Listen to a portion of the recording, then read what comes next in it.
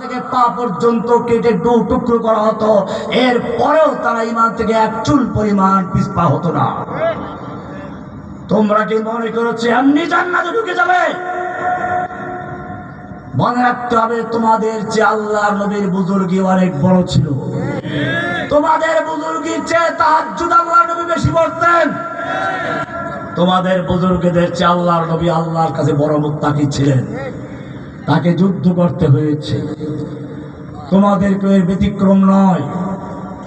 আল্লাহর নবী লাকাদ কানা লাকুম ফি রাসূলিল্লাহি উসওয়াতুন হাসানাহ, এই আয়াত কোন সূরায় খুঁজে দেখো, এটা মিষ্টি খাওয়ার আয়াত নয়।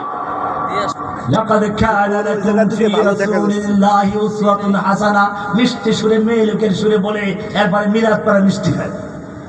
এই আয়াত সূরা আহজাবের ভিতরে, যেই সূরায় উল্লেখ আছে আহজাব, গোটা কাফেরদের সম্মিলিত শক্তি যখন মদিনা আক্রমণ করেছিল, গাজওয়াতুল আহজাব বলা হয়েছে, সেই আলোচনা যেই সূরায় রয়েছে ওই সূরার মধ্যে রয়েছে লাকাদ কানা লাকুম ফি রাসূলিল্লাহি উসওয়াতুন হাসানাহ।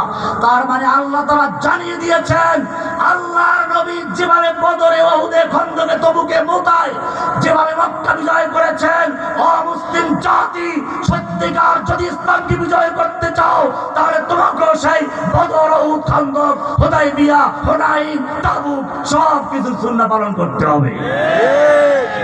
ওই সময় বিজয় এসেছে যে পথে, তোমাদের বিজয় সেই পথে। আব্রাহাম লিঙ্কনের পথ ধরে কখনো ইসলামের বিজয় হতে পারে না। লাকাদ কানা লাকুম ফি আব্রাহাম লিঙ্কন সদরাতারা হতে পারে না। এটা দুর্ভাগ্য মুসলিম জাতির জন্য, যখনই পৃথিবীর বুকে নতুন কোন একটা মতবাদ মাথা চাড়া দিয়ে উঠেছে, একদল আলেম সঙ্গে সঙ্গে অসহায়ের মতো সেই মতবাদকে ইসলামাইজেশন করার জন্য চলে গেছে। সমাজতন্ত্র যখন আসলো, একদল আলেম দেখলো সমাজতন্ত্র ইসলাম, কারণ